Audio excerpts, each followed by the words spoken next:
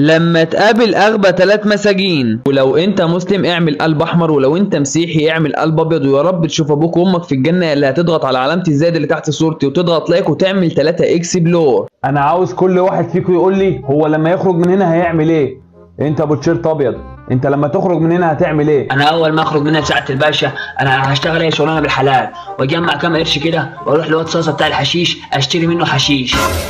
ايه 5 سنين سجن؟ وانت ابو تيشيرت اصفر، انت لما تخرج من هنا هتعمل ايه؟ انا اول ما اخرج يا سعاده الباشا انا مخطط لفيلا راح اسرقها، وبعد ما اسرقها اروح للواد صاصه بتاع الحشيش وهشتري منه حشيش.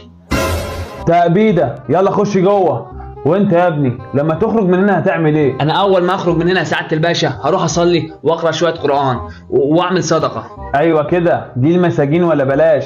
وانت اسمك ايه يا حبيبي؟ صاصه يا سعاده الباشا بتاع الحشيش.